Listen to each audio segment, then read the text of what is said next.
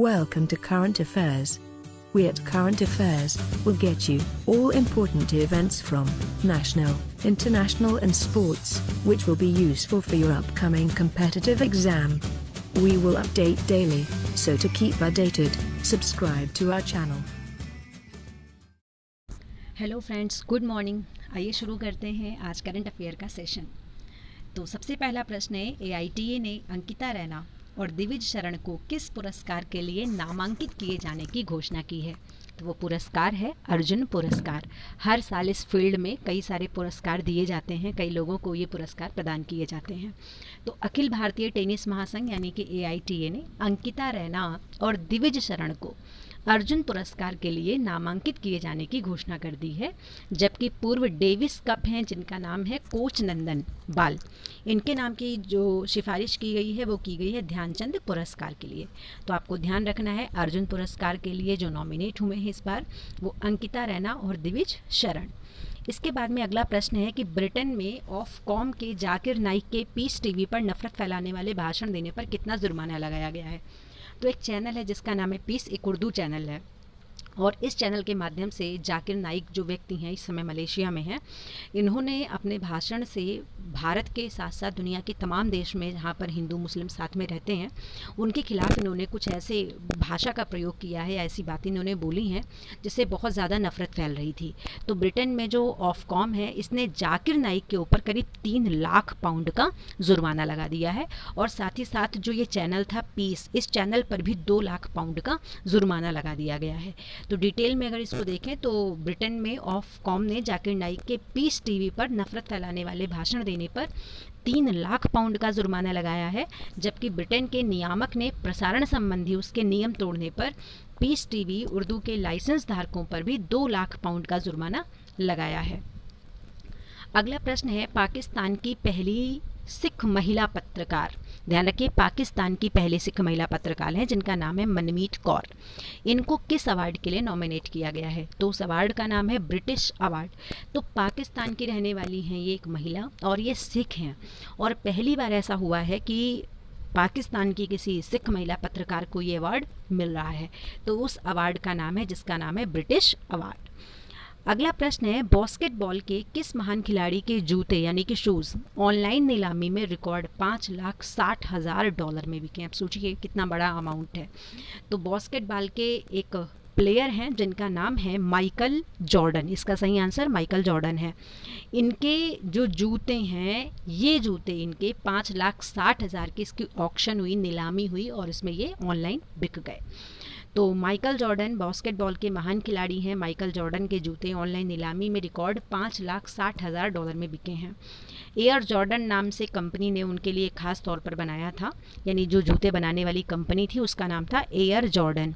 Michael Jordan ने ये जूते अपने पहले सीजन में शिकागो बुल्स की तरफ से खेलते हुए पहने थे। अगला प्रश्न है, हाल ही में किस राज्य सरकार ने राजीव गांधी किसान न्याय योजना की शुरुआत की है? तो इस राज्य का नाम है छत्तीसगढ़। छत्तीसगढ़ सरकार ने हाल ही में राज्य में फसल उत्पादन को प्रोत्साहित करने के उद्देश्य से, तो जो ये योजना है ये किस पर्पज से है? तो फसल उत्पादन को प्रोत्साहित करने के लिए राजीव गांधी किसान न्याय योजना शुरू की है, और इस योजना का शुभारंभ पूर्व प्रधानमंत्री राजीव गांधी की पुण्यतिथि से किया जाएगा। अगला प्रश्न है, 19 मई 2011 को 58वें यानी 58 नेशनल फिल्म फेस्टिवल्स जो प्राइज़ होते हैं इसमें किस फिल्म को सर्वश्रेष्ठ पुरस्कार के लिए चुना गया है? तो पहले तो आपको पुरस्कार का नाम याद रखना है, राष्ट्रीय फिल्म पुरस्कार, और फिर पूछा गया है कि ये किस फिल्म के लिए है। तो फिल्म का नाम है एदेमाइंते मकान अबू, नाम याद रखेंगे, एदेमाइंते मकान अबू ये नाम है।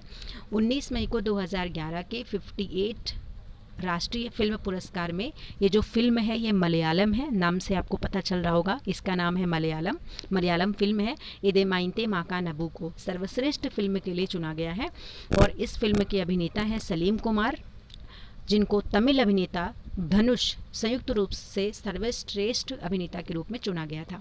यानी कि जो सर्वश्रेष्ठ अभिनेता है उसमें जो नाम है वो सलीम कुमार का है, और एक तमिल अभिनेता है जिनका नाम है धनुष। इन दोनों लोगों को सर्वश्रेष्ठ अभिनेता के रूप में चुना गया है। तो आपको ध्यान रखना है, इस फिल्म का नाम इदेमाइंते माकान अबू। ये राष्ट्रीय फिल्म पुरस्कार है और जिसकी संख्या है 58। अगला प्रश्न है, किस राज्य ने हाल ही में स्टार्टअप्स को बढ़ावा देने के लिए साइबर स्पेस एक्सेलेरेटर लॉन्च किया है? तो उस राज्य का नाम है कर्नाटक। फिर अगला प्रश्न है, विश्व उच्च रक्तचाप दिवस यानी कि वर्ल्ड हाइपरटेंशन डे कब मनाते हैं? तो वो मनाते हैं 17 मई को। इसके पहले वाले वीडियो में भी हमने बात किया था विश्व उच्च रक्तचाप दिवस के बारे में। तो ये मनाया जाता है 17 मई को। अगला प्रश्न है, किस राज्य सरकार ने हाल ही में सैनिकों के लिए निःशुल्क बस सेवा शुरू की है? तो उस राज्य का नाम है राजस्थान। हाल ही में बेंजामिन नेतन्याहू ने कितने बार इजराइल के प्रधानमंत्री ये बने हैं? तो ये बने हैं 5 बार। कल की वीडियो में भी ये वाला क्वेश्चन था कि जो बेंजामिन नेतन्याहू हैं उन्होंने 5वीं बार इजराइल के प्रधानमंत्री के रूप में शपथ ली है। नेक्स्ट क्वेश्चन है, हाल ही में किस देश के वैज्ञानिकों ने सुपर अर्थ की खोज की है? तो उस देश का नाम है न्यूजीलैंड। इसके पहले हमने ज्योग्राफी की वीडियो बनाई, उसमें मैंने न्यूजीलैंड के बारे में आपको बताया है, तो उसको आप ज़रूर देख लीजिएगा। विश्व दूरसंचार एवं सामाजिक सूचना दिवस world telecommunication and information society day कब मनाया जाता है? तो ये मनाया जाता है 17 मई को। अगला प्रश्न है, वह राज्य सरकार जिसने कोरोना वायरस महामारी के मद्देनज़र राज्य के सभी जिलों में आईपीसी की धारा 144 3 महीने के लिए बढ़ा दी है? तो उस राज्य का नाम है छत्तीसगढ़। छत्तीसगढ़ में 3 महीने के लिए धारा 144 लगा दी गई है। अगला क्वेश्चन है, विश्व स्वास्थ्य संगठन यानी कि WHO की 73वीं 2 दिवसीय वार्षिक विश्व स्वास्थ्य सभा का आयोजन किस शहर में किया जा रहा है? तो ये किया जा रहा है जिनेवा में। जिनेवा है स्विट्जरलैंड में। अगला प्रश्न है, वर्ष 2020 के लिए विश्व मधुमक्खी दिवस का विषय क्या है? तो आज 20 मई है और आज है विश्व मधुमक्खी दिवस, और इस बार की जो थीम है दैट इज़ बी एंगेज्ड। तो मधुमक्खियाँ हमेशा इंगेज्ड रहती हैं, हमेशा बिजी रहती हैं, तो इस बार की जो थीम है वो यही है, बी एंगेज्ड। इसके बाद में जो अगला प्रश्न है इसको आप ज़रूर ध्यान से देखिए क्योंकि ये बड़ा इंपॉर्टेंट प्रश्न है और इसको हम थोड़ा डिटेल में भी आपसे डिस्कस करेंगे इस वीडियो के लास्ट में। इस देश ने लिम्पियाधुरा, जगह के नाम देखें, लिम्पियाधुरा, लिपुलेख और कालापानी, इन विवादित क्षेत्रों को शामिल करते हुए जो कि भारतीय क्षेत्र हैं, एक नया राजनीतिक नक्शा तैयार किया है। उस देश का नाम क्या है? नेपाल।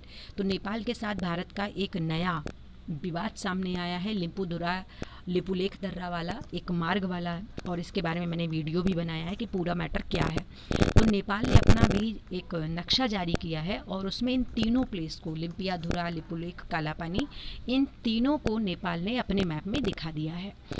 अगला प्रश्न है, ये देश वर्ष 2020-21 के लिए विश्व स्वास्थ्य संगठन की कार्यकारी समिति की अध्यक्षता करेगा? तो वो करेगा भारत। तो ये भारत के लिए थोड़ी सी अच्छी खबर है। और भारत प्लेस ले रहा है जापान का। यूरोप का पहला देश जिसने कोविड-19 महामारी से मुक्ति पाई है, उस देश का क्या नाम है? तो उस देश का नाम है स्लोवेनिया। बहुत छोटा सा देश है और यहाँ 25-30 लाख के आसपास जनसंख्या है और ये यूरोप का पहला देश है जिसने कोरोना से मुक्ति पा ली है।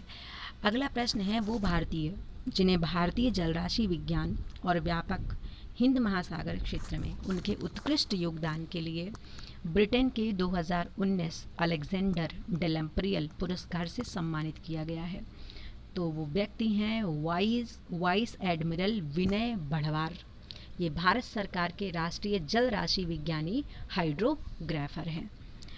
फिर एक बुक आई है जो भी चर्चा में है जिसका नाम है hop on my adventures on boats trains and planes. पुस्तक के जो लेखक हैं उनका नाम क्या है? तो उनका नाम है रस्किन बॉन्ड।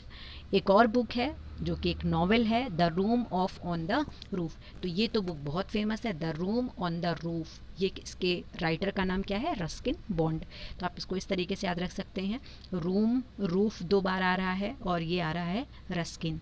तो दोनों में आपको रा कई बार मिल रहा है, तो इसका नाम आप ज़रूर याद रखेंगे।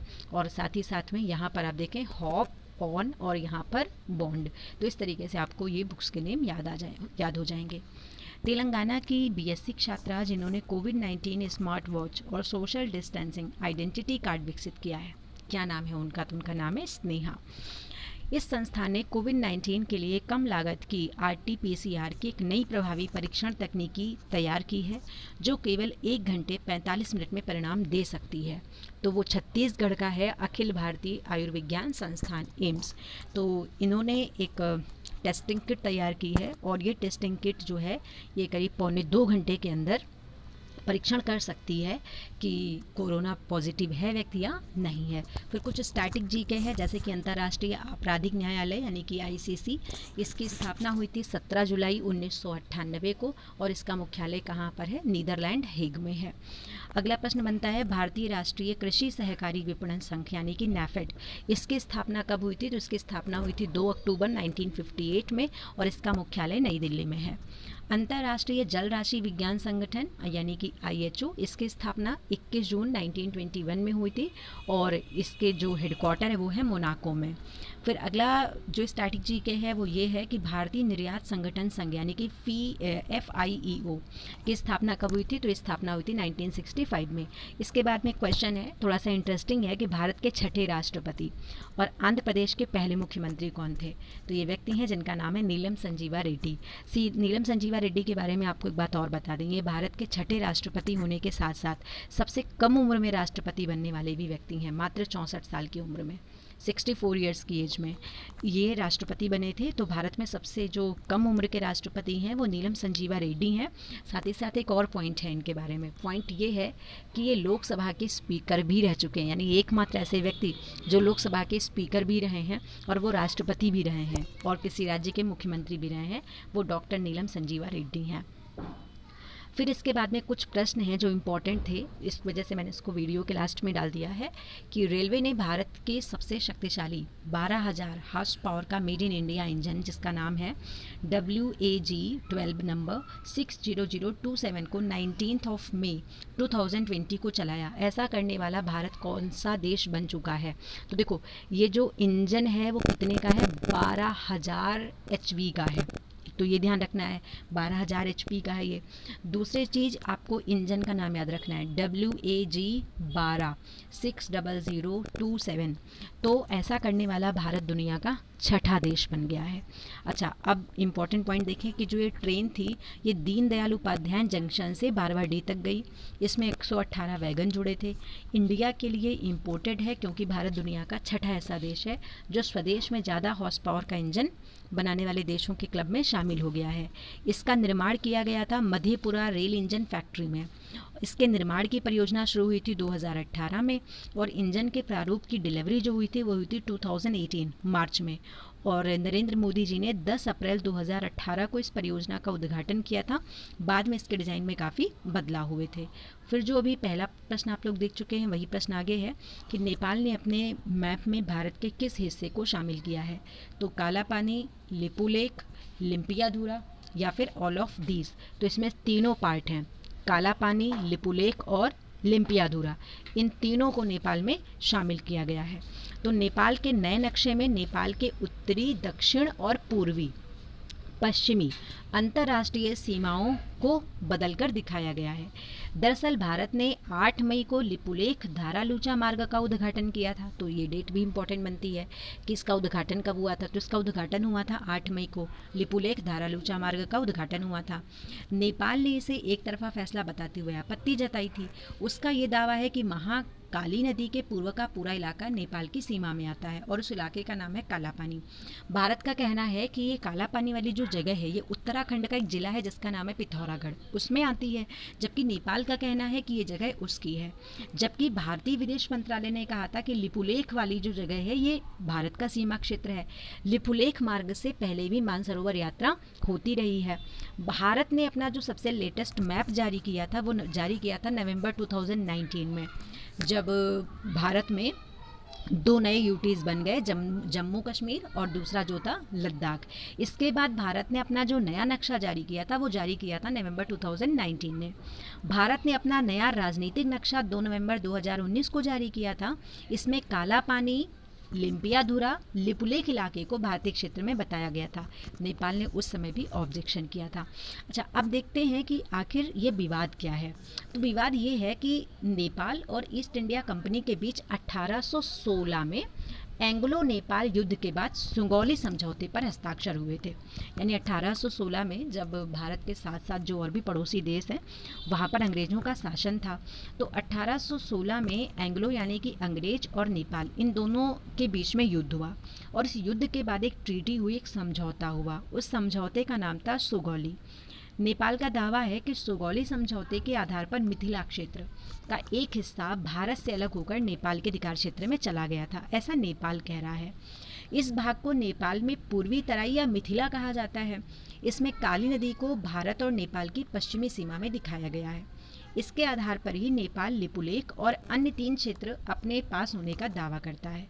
समझौते के कारण भारत नेपाल के 54 स्थानों पर अब भी सीमा विवाद है।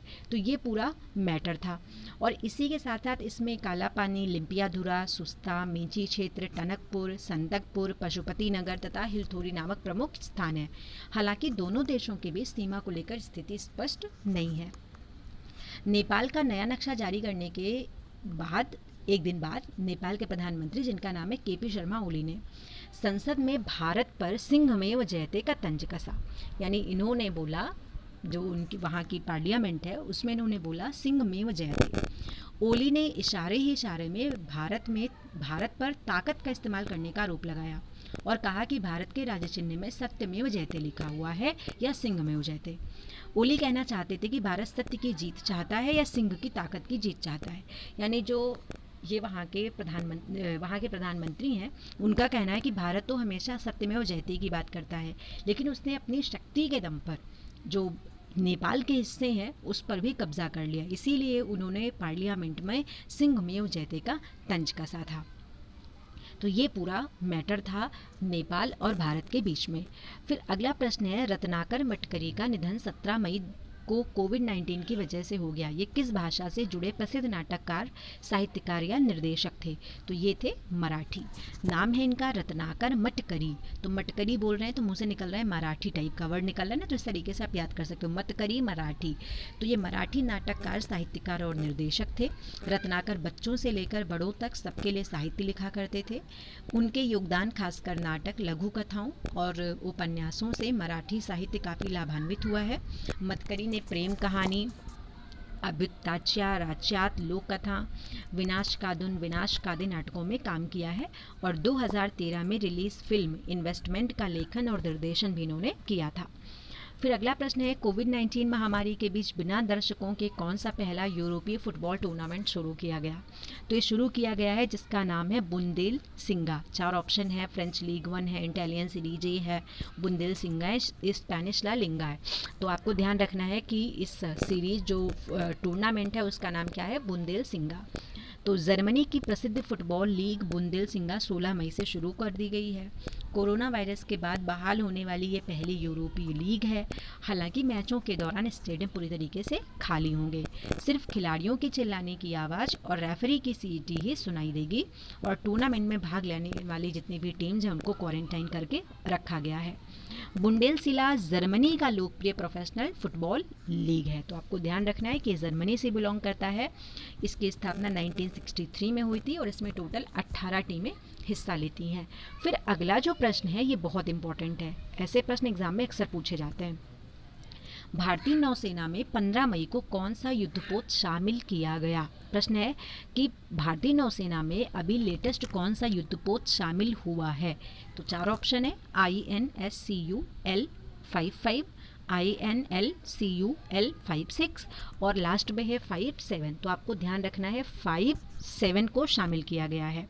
तो इसका पूरा नाम है जो आप यहाँ पे देख रहे हैं, INLCU जो आप ये देख रहे हैं, इसका पूरा नाम है Indian naval landing craft utility. तो ये तो इसका फुल फॉर्म हो गया, Indian naval landing craft utility 57।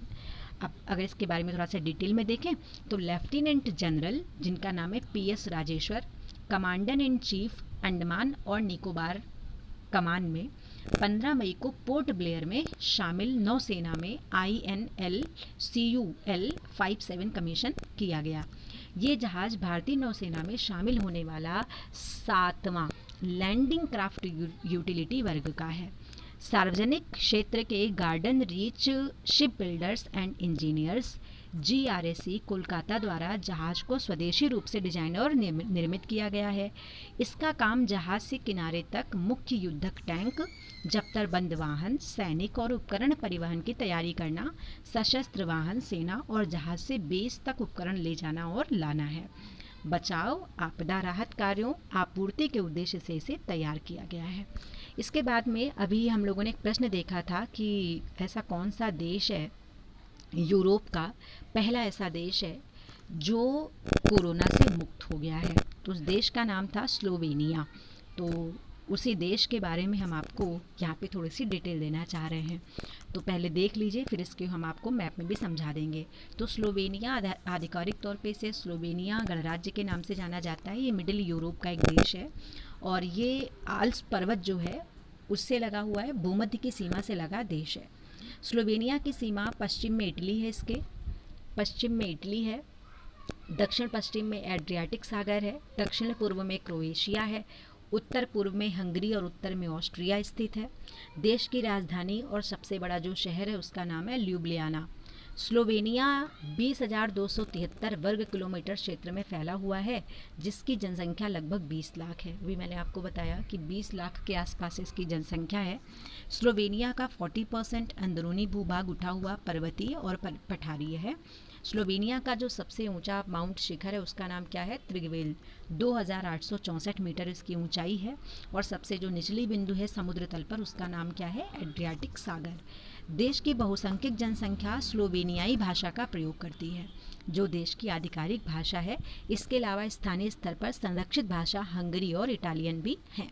अब आपके सामने ये मैप है यूरोप का, और इस मैप में आपको बताना है कि स्लोवेनिया कहाँ है।